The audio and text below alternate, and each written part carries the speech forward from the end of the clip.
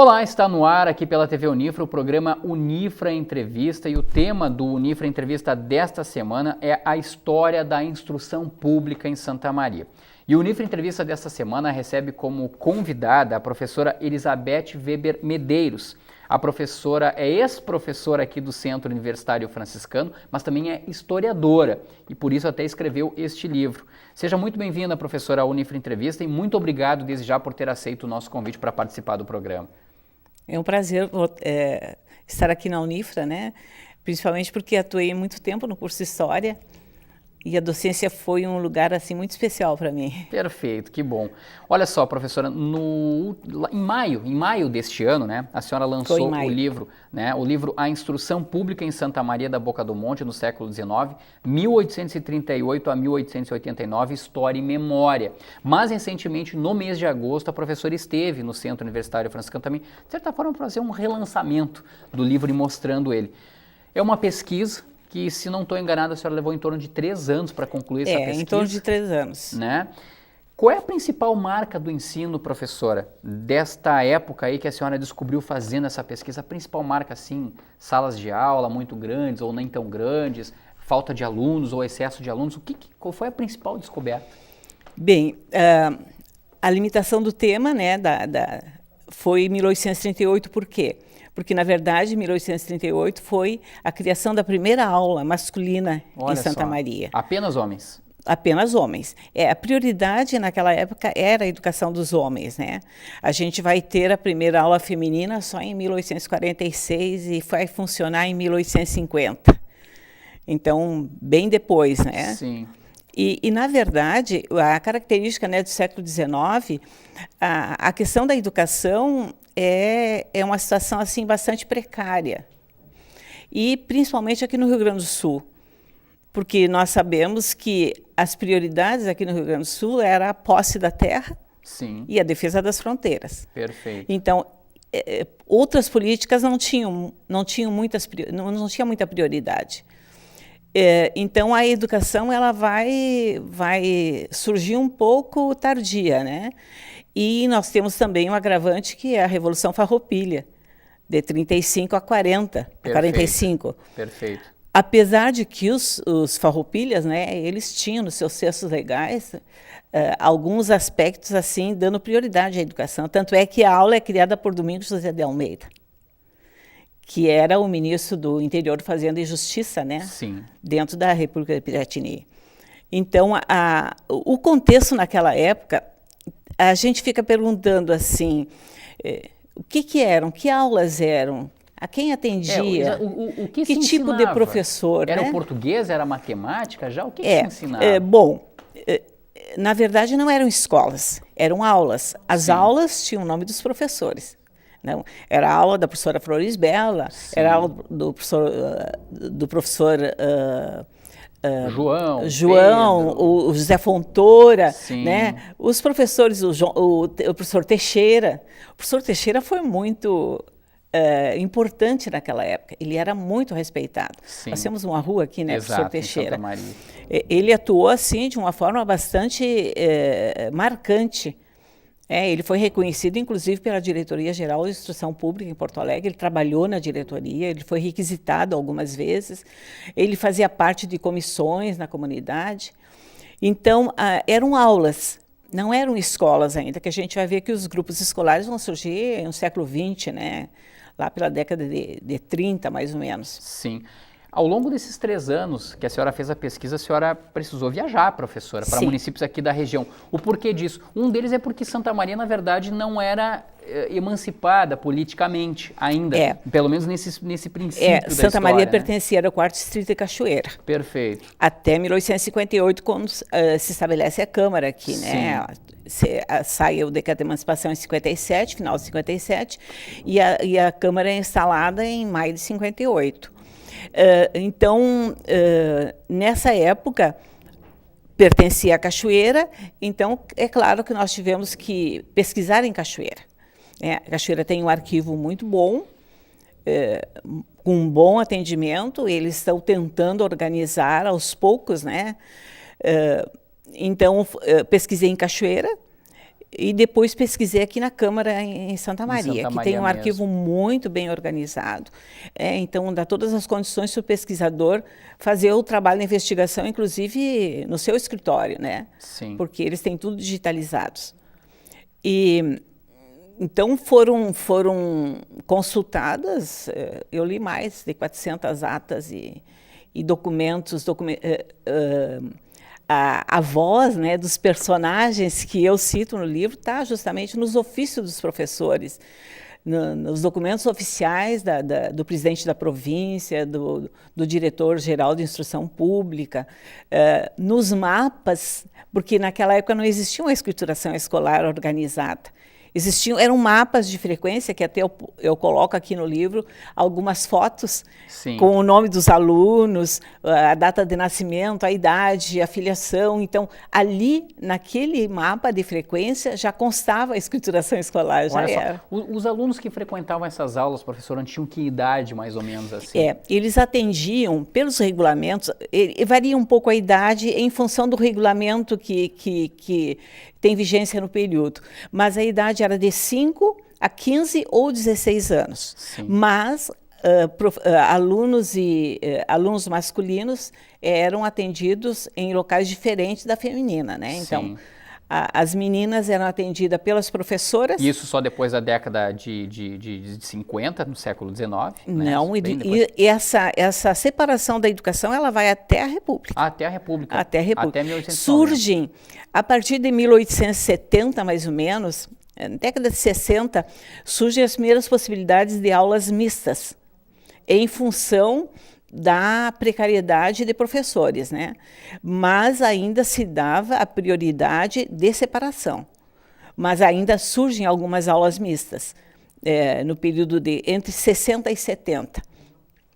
Porque os professores, existia uma dificuldade muito grande, né, para conseguir professores preparados. Sim. Porque não existia escola normal na época, né? A escola normal vai ser lá em 69. Então, e mesmo assim em Porto Alegre. Então, a preparação de professores era uma dificuldade que todos os presidentes de província enfrentavam. Sim, sim. O período relatado na obra que a senhora coloca é de 1838 a 1889, né? Ou seja, em parte dele, nós vivíamos um princípio, de certa forma, da democracia não, da república, mas tinha um pouco ainda do império nisso, né, professora? Como é que era a vida aqui na região central, assim, não sei se a senhora também chegou a se deter a essa situação, e se isso influenciava é muito interessante, porque quando eu fiz a leitura das fontes, e achei as fontes de professores, de autoridades, né? Porque a Câmara de Vereadores era que gerenciava, né, os negócios do município. Eram 7 vereadores que gerenciavam os negócios todos, que não existia ainda o prefeito, o intendente, isso vai ser só lá depois da República, né? Então, pela Câmara passava tudo. Todas as problemáticas, né? Então, na leitura desses documentos, eu viajei no tempo e via Santa Maria, né? De freguesia a vila, de vila a cidade, né? As dificuldades da época, o nascimento das ruas, a nomeação das ruas, as construções porque na verdade a prioridade naquela época era a construção do município. A urbanização, né? Porque os caminhos eram precários, né? Então a prioridade era a construção de pontes, era abrir caminhos das propriedades particulares. Eram obras de infraestrutura, né? A educação, de certa forma, como a senhora já colocou antes, ficava meio que em segundo ou terceiro plano. Exato. Apesar de que a província tinha determinado interesse, a gente vai ver que a partir de 60, eles tentam fazer uma sistematização melhor da educação. Mas as dificuldades eram os recursos e também as distâncias entre as povoações e as pessoas. Então, isso aí fazia com que muitas vezes nós não tivéssemos um número suficiente de alunos, que era de 15 a 20 alunos que era exigido para se abrir uma aula. E quando não tinha esse número mínimo, a aula era fechada. Ou a comunidade não recebia. Sim, né? A oportunidade. E onde que ocorriam essas aulas, assim, principalmente? Eram em casa? Era na casa do professor? Onde é que era? eram casas alugadas, porque não existiam ainda prédios escolares, porque a província tinha falta de engenheiros. Então, em função dessa falta, se alugava casas simples, inadequadas até para o funcionamento de uma aula. Então, era geralmente uma casa onde morava o professor também, o professor era encarregado até da limpeza, ele recebia, então, uma bonificação para o aluguel e para a higiene da casa, além do salário, né? Essas aulas, então, funcionavam assim de maneira precária, e eu incluí até no livro inúmeros ofícios de professores se queixando justamente, né, dessa problemática. Eles, às vezes, compravam os móveis com o próprio vencimento. Sim. E depois tentavam cobrar da província. Recebiam, mas recebiam muito mais tarde, né? Sim. Porque, na verdade, a situação do professor é mais ou menos parecida com a que nós enfrentamos hoje. Exatamente. Né? Quando a senhora relatou isso, eu percebi essa situação. O salário atrasado, salário também muito baixo. Sim. Então, o contexto é outro, mas os problemas são os mesmos. Os mesmos. Olha só, o Unifra Entrevista vai fazer um intervalo agora rapidinho para você tomar uma água, fazer um lanche rápido, mas na sequência nós vamos voltar com a professora Elizabeth Weber Medeiros para falar mais então um pouco sobre o princípio, né, da instrução pública aqui, o princípio da instrução e da educação aqui em Santa Maria. 1 minuto e nós já voltamos.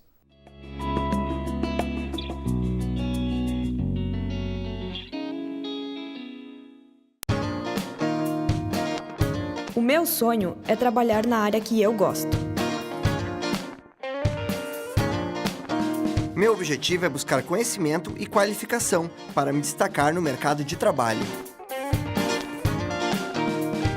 Minha meta é prestar o vestibular para um curso que impulsione meus objetivos. O primeiro passo é baixar o aplicativo da Mostra Virtual e conhecer o Centro Universitário Franciscano. Vestibular de Verão 2018. Inscrições abertas até 3 de novembro. Prova única 27 de novembro. Informações em unifra.br. Centro Universitário Franciscano. Uma universidade para suas aspirações.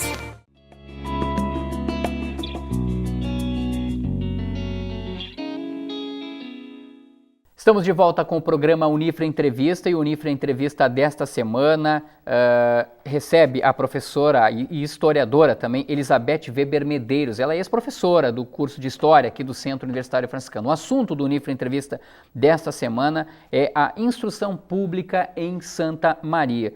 Nós, desde já, mais uma vez agradecemos a presença da professora Elizabeth Medeiros aqui no estúdio da TV Unifra. Professora, nós falamos de como eram as aulas e a senhora até tocava num assunto que parece não ser muito diferente da atual realidade, né? Da precariedade e muitas vezes da situação também dos professores, né? Por que será que isso não mudou ao longo do tempo? Se há 2 séculos atrás nós tínhamos isso, professora, a senhora acha que em algum momento a profissão, o ofício de ser professor, ele pode ter permanecido desvalorizado desde essa época?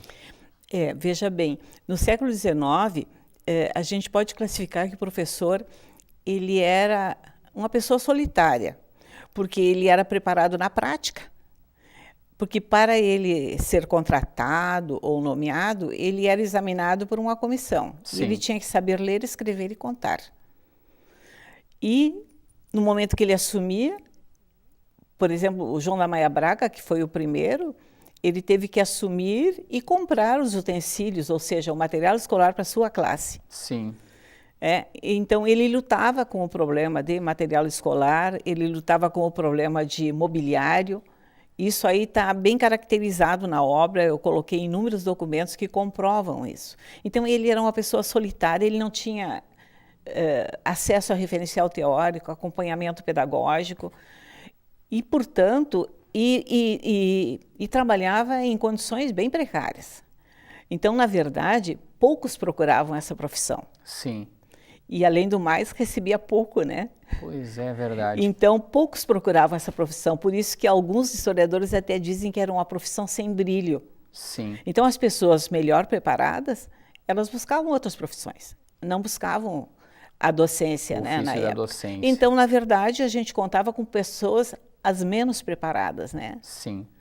E o que se ensinava essencialmente, professora? Era o ler, o escrever, era a alfabetização? O que era exatamente? Na verdade, o que se ensinava variava de cada regulamento, e foram muitos regulamentos. Eu até ponho uma lista de regulamentos que tiveram vigência nesse período. Regulamentos impostos pela província, é isso? Pela província. Por quê? Porque quem era responsável pelo ensino primário, principalmente, que era o que funcionava em Santa Maria, de ensino público, era a província. Então, os regulamentos da província, é claro que eles se espelhavam nos regulamentos do Império, né? Para o município da Corte, principalmente. Mas os regulamentos, eles eram feitos na província, né? Em vez de secretaria, a gente tinha a Diretoria Geral de Instrução Pública. Sim. Então, o currículo ele variava em função do regulamento que estivesse em vigência. Mas era assim...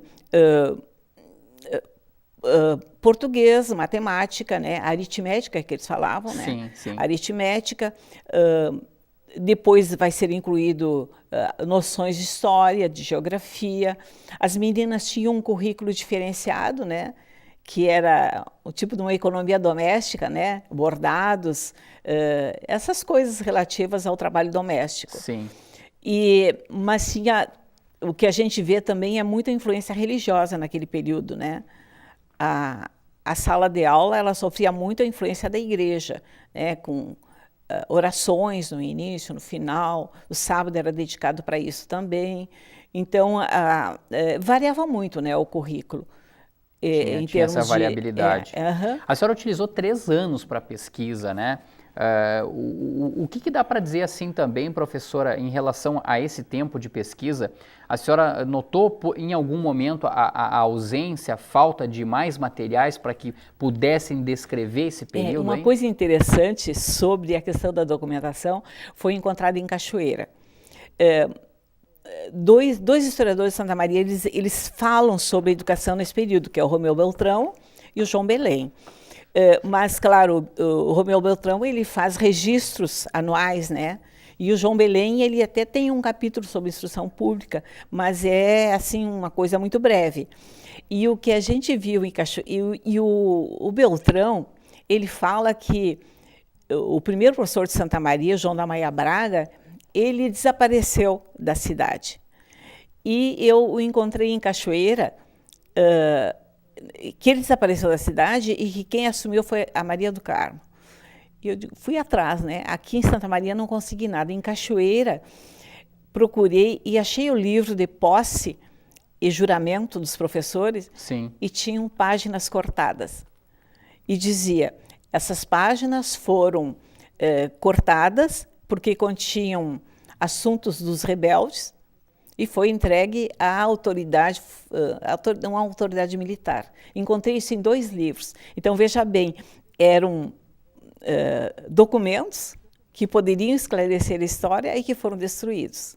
Olha só que pena. E a gente encontrou também em alguns arquivos o problema da manutenção, né, de tu pegar um documento e ele está aos pedacinhos e sem perspectiva de restauração. Sim. Então, a gente encontrou isso. E, por outro lado, também aqui em Santa Maria, a gente encontrou um arquivo muito bem organizado, tanto o Arquivo Geral da Câmara, quanto o Arquivo Histórico. Cachoeira também tem um atendimento excelente.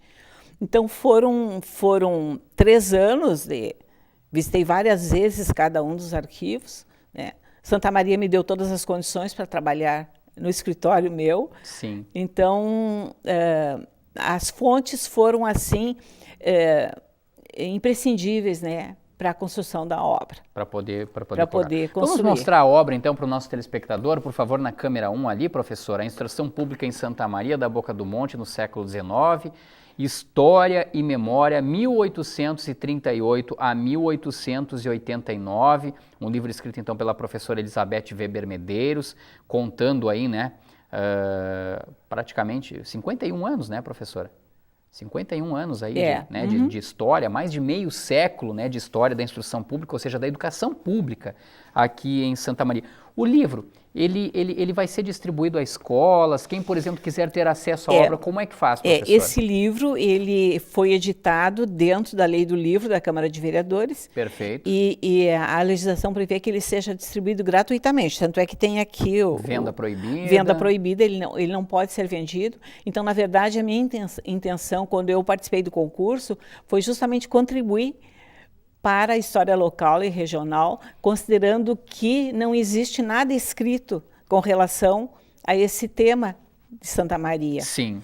E a gente sabe que a documentação muitas vezes ela não é eterna. Até hoje estão querendo destruir documentos originais, né, nos arquivos. É uma tendência hoje. Olha só. Que os historiadores estão lutando para que isso não aconteça. E para os historiadores isso é um crime, né? Imagina. Mas é um crime, Sim. Porque a gente encontra assim preciosidades, né? Inclusive muitas questões polêmicas que divergem do Romeu Beltrão para o João Belém. Eu tentei achar as datas corretas, né? Na busca, porque Cachoeira tem os termos de posse e juramento, todos eles guardados. Então, eu tive acesso aos termos de posse e juramento dos professores, porque nos anexos aqui, nos apêndices que eu coloquei, Sim. eu tentei fazer um quadro dos professores de todo esse período, desses 50 anos. Eu tentei fazer um quadro de professores Santa Maria, Pinhal, Tronqueiras, Pau Fincado, Rincão de São Pedro e Silveira Martins. Não só o quadro de professores, mas também as classes que funcionaram nesses municípios, às quais eu tive acesso, né, à documentação. A gente sabe que muita coisa se perdeu, muita coisa não está organizada, está perdida. Existe, mas está perdida, não está organizada. Mas eu penso que ainda eu não consegui responder todas as questões. E cabem, acho que, novas pesquisas, né? Então, os historiadores que estão aí, os alunos do curso de História, eu acho que podem fazer excelentes trabalhos nessa área. Que sirva como uma espécie de provocação positiva, claro, mas uma provocação para que eles busquem talvez um período pós esse período, né, pesquisado, ou seja, porque aí a gente tem um registro exatamente desde a origem do município de Santa Maria, a organização político-administrativa. Né? É interessante porque naquela época que iniciou o município, as prioridades eram, né, como tu falaste, a infraestrutura. Então a gente vê ali eles se queixando dos atoleiros na rua Doutor Bozano, na Niederauer, a questão da água, a questão das enchentes, da seca, a questão da estrada de ferro, da eletricidade, os lampiões. Então a gente fez uma viagem no tempo e acompanhou toda a solução dessas problemáticas. Sim. Né? É mais ou menos assim, né, professora? Ele tenta resgatar, então, a instrução pública, o ensino público em Santa Maria, mas, de certa forma, acaba fazendo também um resgate histórico de Santa Maria, né? Ela é aliada à própria história de construção do município. Sim. Tá certo, então. Professora Elizabeth Weber Medeiros, muito obrigado pela sua presença aqui no Unifra Entrevista. Tomara que sirva de uma provocação, vou repetir, positiva, mas que outras pessoas possam daqui a pouco se inspirar por meio da sua obra e buscarem mais histórias, né, que retratem a educação em Santa Maria, a educação pública e talvez até a educação particular aqui em Santa Maria. Mais uma vez, muito obrigado e parabéns pela obra, viu, professora? Eu agradeço, então, a oportunidade, né, de divulgar esse trabalho, que foi, como disseste, né, uma provocação, porque eu creio que cabem novas pesquisas. Tá certo. O Unifra Entrevista vai ficando por aqui, lembrando que na próxima semana o Unifra Entrevista retoma, né, com um novo assunto. Você pode acompanhar o Unifra Entrevista também pelo Unifra Online, o nosso canal do YouTube, ou nas reprises aqui pelo canal 15, pela TV Unifra. Muito obrigado para você que nos acompanhou neste programa. Até a próxima semana. Tchau.